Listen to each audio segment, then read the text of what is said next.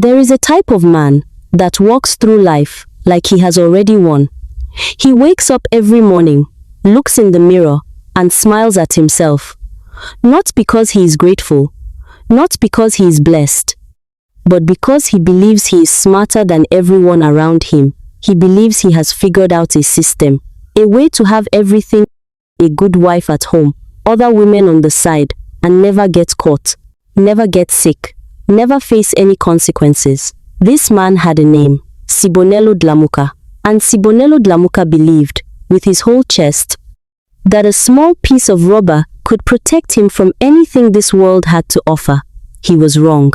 But he would not find that out until the world decided to teach him a lesson he would never forget for the rest of his life. Before we go any further, if you are watching this right now, welcome. Welcome to Tales by Teemee. We are so glad you are here today. Drop a comment below and tell us where you are watching from. Are you in South Africa, Nigeria, the UK, the US, Canada? Wherever you are, we see you, and we are happy you chose to spend your time with us today. Now let us get into this story. Sibonelo Dlamuka was 41 years old and lived in Soweto, Johannesburg. He was not the richest man on the street, but he was not struggling either. He worked as a senior operations manager at a logistics company in the city. He drove a silver Toyota Fortuner that he washed every Saturday morning. He wore good shoes. He smelled like expensive cologne. From the outside, Sibonelo looked like a man who had his life together, and in some ways, he did. He had a wife named Unraveling Dlamuka, one of the most patient, hardworking, and loving women in their entire neighborhood. Unraveling was a primary school teacher. She woke up at 5 every morning, prepared lunch for their 2 children, Luetu, who was 9, and Siamtanda, who was 6, packed their school bags, cooked breakfast, and still managed to look put together before she walked out the door. She was the kind of woman that other women admired and other men respected. Sibonelo knew this. He just did not care enough to protect what he had. Because Sibonelo had a system. He kept a second phone, a small, old Samsung that he bought with cash. The SIM card was not registered in his name. He hid it in the inside pocket of an old jacket that hung at the back of his wardrobe behind his heavy winter coats where Unraveling never reached. He had 3 women, not 2. 3. And for every single encounter with any of them, he used a condom, always, without fail. He kept a supply in the glove compartment of his car, inside his gym bag, and in the drawer of his office desk. His workmate and longtime friend Dumisani Koza used to shake his head whenever Sibonelo talked about it. Brah, Sibonelo would say, leaning back in his office chair with the confidence of a man who believed he had already solved life. Condom is my armor. As long as I protect my body, everything else is fine. I am covered. Dumisani would look at him. Covered from what exactly, Sibo? From your wife finding out? From God seeing? From karma coming for you? Sibonelo would laugh, a big, loud laugh. Karma is for people who are not careful. I am always careful. Dumisani never laughed back. Let us talk about the 3 women, because this is where the story really begins. The first woman was Thandiwe Buthelezi. Thandiwe lived in Tembisa. She was 34 and worked as a hair salon owner. She was loud, warm, and very beautiful. She and Sibonelo had been seeing each other for almost 2 years. She believed he was separated from his wife. He had told her that, straight to her face, with no shame. He had even shown her a photo of himself, and Unraveling made a sad face and said, "We are only still together for the children. It is complicated." Thandiwe believed him. She was not a bad person. She was just a woman who had been fed a very convincing lie. But here is what Sibonelo did not know about Thandiwe. 3 years before she met Sibonelo, she had been in a terrible relationship with a man who destroyed her completely, left her with nothing, broke her spirit so badly that in her lowest moment, she had gone to see an old woman in Mzimplofe, a woman her aunts knew. A woman people whispered about in quiet voices. That old woman had done something to protect Thandiwe. She had said, any man that comes to you with a lying heart and touches you, he will begin to lose his peace. Slowly, like water draining from a broken bucket. Thandiwe did not think much about it afterward. She moved on with her life. She forgot about that visit almost entirely. She did not know the protection was still sitting on her like a quiet fire. The second woman was Precious Mathembu. Precious was 29. She lived in Kempton Park and worked as a receptionist at a private clinic. She was slim, soft-spoken, and always smelled like vanilla. She and Sibonelo had met at a work function 18 months ago. He had charmed her with his smile and his words, and his ability to make a woman feel like she was the most important person in a room. He was good at that. What Sibonelo did not know about Precious was that she had a history. Before she became the calm, quiet woman she was now, Precious had lived through something very dark. She had been trafficked briefly at 22 by people who disguised it as a modeling opportunity. She escaped, but the things that happened to her in those months left marks. Not just on her body, on her spirit. A church pastor in Benoni had prayed over her when she finally got out. A powerful, covering prayer. He had told her, any man that uses your body as a toy will carry the weight of what was done to you. It will follow them until they face their truth. Precious had cried that day and felt lighter afterward. She had no idea she was walking around with that prayer still attached to her. And she had no idea that every time Sibonelo came to her apartment in Kempton Park with his silver Fortuner and his expensive cologne and his rubber protection, he was picking up something invisible and carrying it home with him. The third woman was Zingle Nunkobo. Zingle was 37. She lived in Orange Farm and ran a small spaza shop that her late mother had left her. She was the most grounded of the three, a woman who had grown up in a home where her grandmother was deeply connected to their Zulu traditions and spiritual roots.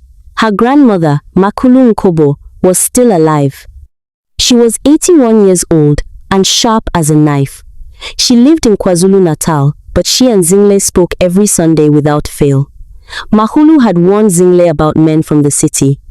She had told her, the city men come with nice shoes and empty hearts. Be careful who you let touch your spirit. Our bloodline does not take these things lightly. Zingle had not listened, but Makulu had taken her own steps, quietly. Without Zingle knowing, she had done what grandmothers from that bloodline do. She had placed a covering on her granddaughter. A traditional protection that said any man that comes to Zingle for selfish pleasure will find that his world begins to crack around him. Mahulu was not trying to hurt anyone. She was just a grandmother protecting her child. And Sibonelo Dlamuka, with his Samsung secret phone and his glove compartment condoms, had walked straight into all three of these women without reading a single warning sign. It started so small that Sibonelo almost did not notice. The first thing was the forgetting. He forgot a meeting at work that had been in his calendar for 2 weeks. His manager called him into the office. Sibonelo stood there and genuinely could not remember booking it. He felt embarrassed. He blamed stress. Everyone nodded and moved on. Then he forgot Luethu's school concert. His 9-year-old son had been practicing a poem for 3 weeks. Nwando had reminded Sibonelo 4 times. The evening of the concert, Sibonelo drove all the way to his friend Dumisani's house for a braai and only remembered when Nwando called him, her voice quiet and tight, telling him that Luethu had looked for him in the audience and could not find him. That phone call sat in Sibonelo's chest differently. Something about it felt heavy, but he shook it off. Then the dream started. Every night, without fail, Sibonelo found himself in a dark place in his sleep. Always the same setting, a long hallway with no doors and no windows. And at the end of the hallway, 3 shadows standing and watching him, never moving, never speaking, just watching. He would wake up drenched in sweat, heart hammering, completely disoriented. He started waking Norwando by accident. She would touch his arm gently and say, "Sibonelo, are you okay? You are shaking." He would say he was fine, turn his back, stare at the ceiling until morning. Then the money situation started. Sibonelo was not a careless man with money. He had a budget. He tracked his expenses. He was the type of man who read his bank statements. So when he noticed money moving in ways he could not explain, it genuinely confused him. A client he had been working with for 4 years suddenly dropped the company and gave their contract to a competitor. That contract was 30% of Sibonelo's bonus structure. Gone, just like that. Then his car broke down twice in the same month. The mechanic gave him numbers that made him close his eyes slowly when he heard them. Then his youngest child, little Siam Tanda, fell sick. Nothing serious, just a chest infection. But the hospital bills, the medicine, the time Norwando had to take off work, it all landed on Sibonelo at once. He sat at the kitchen table one night after everyone was asleep and looked at his bank balance on his phone. Something cold moved through him. He thought of calling Tandiwe. He needed a distraction. He needed to feel like himself again. He dialed her number. She did not pick up. He tried again. Nothing. He sent a message on the secret phone. No reply. He tried Precious. Precious picked up on the third ring. But the moment she heard his voice, she said, "Sibonelo, I need to talk to you about something. Something does not feel right between us. I think we need to stop seeing each other." He tried to talk her out of it. She was calm but firm. She said she had been praying about it and something kept telling her to walk away. She apologized. She hung up. He stared at the secret phone for a long time. He tried Zinle.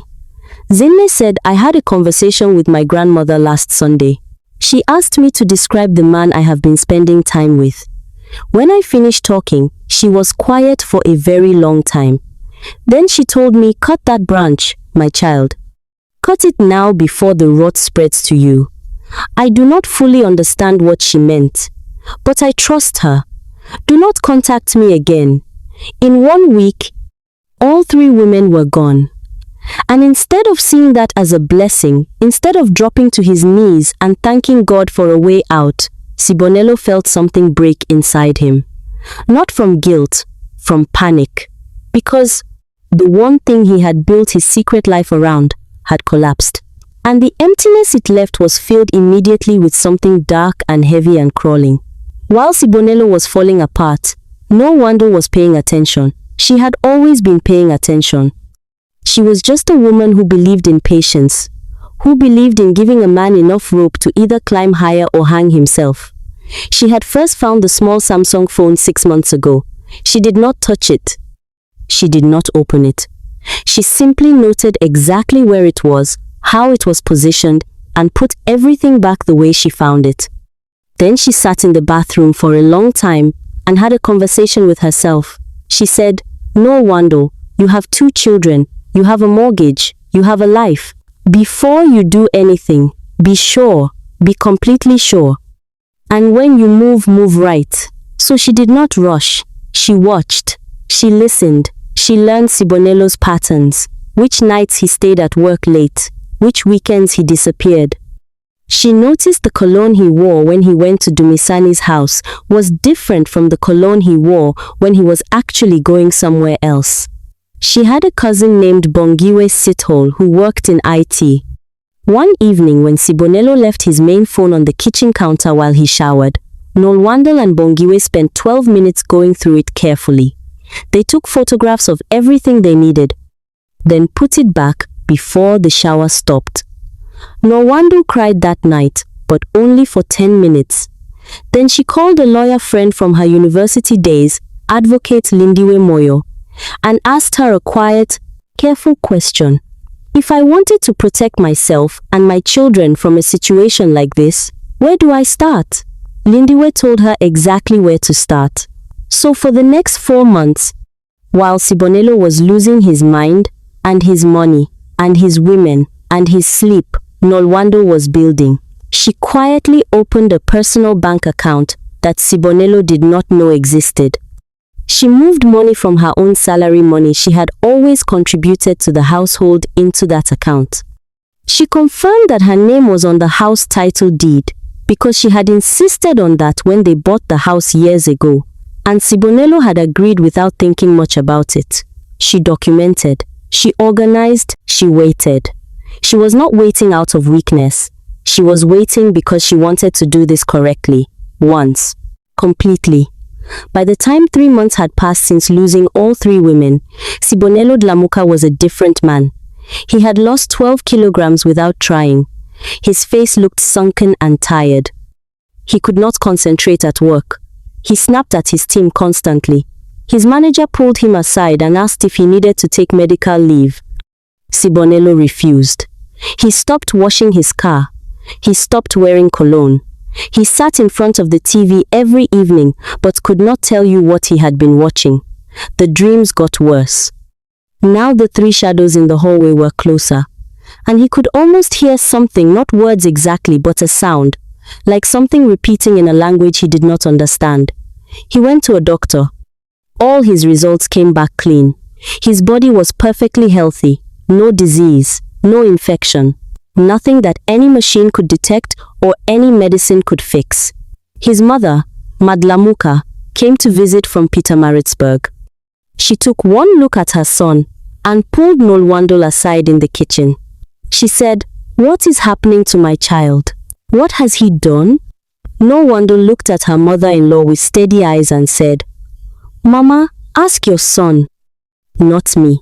Dlamuka went back to Sibonelo and sat beside him. She held his hand and said, "Sibonelo, I did not come here to judge you. I came because I can see something is on you. But before anything can be fixed, you must be honest. Whatever you have been doing, stop lying about it. To yourself, first."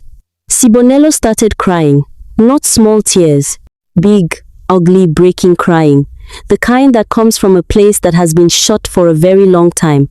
He told his mother everything. His mother did not scream. She did not fall to the floor. She sat very still. When he finished, she was quiet for a long time. Then she said, "Your father did the same thing for 20 years.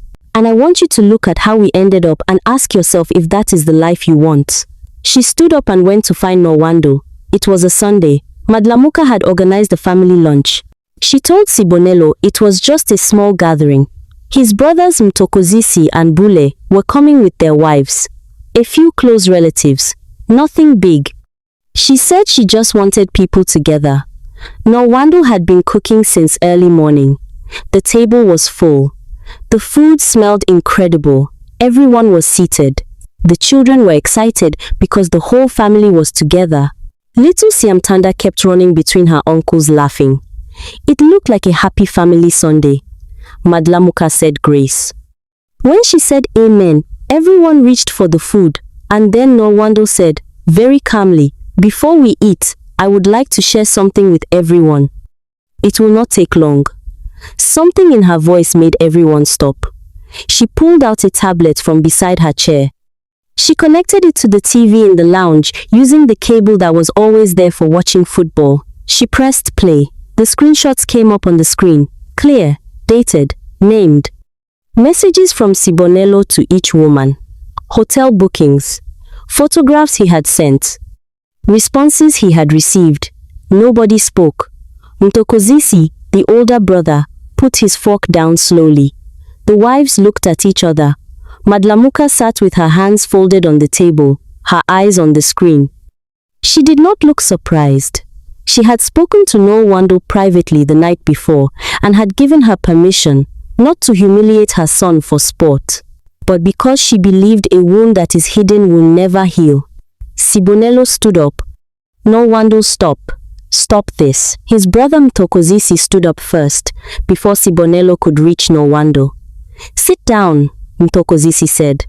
His voice was not loud, but it hit Sibonelo like something solid. Sit down and do not touch her. You have embarrassed this family enough. Sit down and listen. Sibonelo sat down. Nolwandel turned the TV off. She reached beside her chair again and placed a set of papers on the table, signed, official. "I have already spoken to a lawyer," she said. "The house stays with me and the children because my name is on the title. I am not asking you to fight me on this, Sibonelo. I am telling you so you know where we are." She looked at her mother-in-law. "Mama, thank you for coming. The food is ready. Let us eat." And she walked to the kitchen. At that exact moment, Sibonelo felt his legs go, not slowly, not gradually. His knees buckled and he went down. Right there, in front of everyone.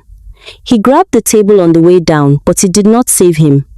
He hit the floor and could not get back up. His body simply stopped cooperating. Ntokozisi rushed to him. His other brother followed. They got him into a chair. His hands were shaking. He could not form words. Dlamuka walked over. She looked at her son on the floor. She crouched down to his level and said quietly, "This is what it feels like when everything catches up at once. Are you ready to face it now?" Sibonelo spent 4 days at Johannesburg General Hospital. Every test came back clean. His heart was fine. His brain scans were normal. His blood pressure was slightly elevated, but nothing that explained what had happened. The doctors gave him medication for anxiety and sent him home. But Sibonelo knew and his mother knew that what was sitting on him was not something any hospital machine could measure. Dlamuka took him to see an elderly man in Soweto's Mofolo area. A man of deep traditional wisdom and spiritual knowledge named Baba Nkosi Hadebe. He was 83. He had been helping families in that community for over 50 years. Baba Hadebe sat with Sibonelo for almost 2 hours. He said very little. He listened. He asked a few quiet questions. Then, he sat back and looked at Sibonelo for a long moment. "You walked through 3 doors that were spiritually guarded," he said finally. "Not because those women meant you harm, but because each of them had been protected by something greater than them. And you, with your rubber and your arrogance, walked right through thinking you were invisible." He paused. "A condom stops what the eye can see. It stops nothing else." The process that followed was not quick. It was not easy. It involved returning to Baba Hadebe several times. It involved honest confession. It involved Sibonelo sitting with the weight of what he had done, not just spiritually, but humanly, the lies. The way he had used Thandiwe's belief in him. The way he had treated Nwando's love like something he could keep on a shelf and return to whenever he felt like it. He lost weight. He lost sleep. He sat with shame that had nowhere to go, because he had earned every gram of it. But slowly, over months, the dream stopped. The heaviness began to lift. His mind returned, while Sibonelo was on his road back. Nwando was building forward. She took the catering business she had run quietly on weekends for years and pushed it into something serious. She registered it officially. Nwando's table, and within 6 months, had 3 corporate clients who booked her for staff lunches and company events. She redecorated the living room. Small things, new curtains, a different couch. She needed the house to feel like hers, because it was. Luethu and Siam Tanda adjusted. Children are more resilient than we give them credit for when their home feels stable. And Nwando made sure the home felt stable. She still woke up at 5 every morning, still packed their school bags, still cooked breakfast. But now she did it with something new sitting in her chest. Peace. Not perfect peace. Not the kind that comes without any scars. But the peace of a woman who chose herself at exactly the right moment. 8 months after that Sunday lunch, Sibonelo wrote Nwando a letter. Not an email. A handwritten letter. 3 pages. He left it with Dlamuka to pass to her. He did not hand it to her directly because he knew she was not ready for that. And he respected it. The letter did not beg her to take him back. It said, "I spent years believing I was being careful. I had my system, my plan. I thought I was protected from every consequence because I was protected physically. I was the biggest fool I have ever known. You gave me the best years of your life.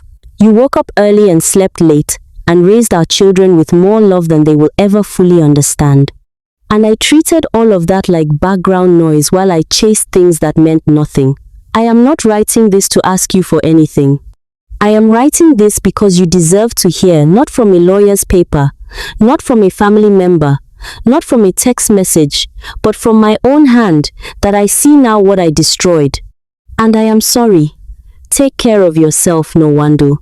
You were always the strongest person in that house. I was just too blind to see it. Nwando read the letter at the kitchen table after the children were asleep. She read it twice. She folded it carefully and put it in a drawer. She did not reply, but she did not throw it away either. Sibonelo Dlamuka did not lose everything. He still has his job, though he was demoted after months of poor performance and had to rebuild from a lower position. He rents a small flat in El Dorado Park now. It is nothing like the house in Soweto, but it is clean, and it is honest. He goes to church now, not the way people go to church to be seen. He goes quietly. He sits at the back. He listens. He sees his children every other weekend. Luethu is cautious around him the way a child is cautious around something that once burned them. But he comes, and Sibonelo is grateful just for that. Siamtanda still wants to hug him when she sees him. Children remember love more easily than they remember hurt when they are young enough. He holds her like she is water, and he has been thirsty for a very long time. He does not date anyone. He is not ready. And for the first time in his adult life, he is honest about what he is not ready for. He threw the Samsung secret phone into the Klipsprut River on the day he moved out of the family house. He watched it sink, and he stood there for a while, thinking about how heavy something so small can be. And to you sitting wherever you are right now, watching this story, we hope you took something from this today. Not just entertainment, but something real, because this story did not come from nowhere. Things like this happen every single day, in homes, in marriages, in hearts that deserved better. A condom can only block what your eyes can see. It cannot block consequence. It cannot block karma. It cannot block the pain you leave behind in people who loved you correctly. If you are Sibonelo, there is still time to become something better, but you have to choose it. If you are Nwando, your peace is yours. Do not let anyone convince you to trade it for less than you deserve. If this story moved you, if it made you feel something, please hit that subscribe button right now. Turn on your notification bell so you never miss a single story from us. Like this video, share it with someone who needs to hear it today. And the comments, oh, the comments, we read every single one, every word, every I felt this, and every this hit different. We see you. We appreciate you more than you know. Your engagement is not just a number to us, it is fuel. It is the reason we keep showing up and crafting these stories with everything we have. You are not just a viewer, you are family. You are the Tales by Teemee family. And this page, this channel was built for you. We love you. We truly do. See you in the next story.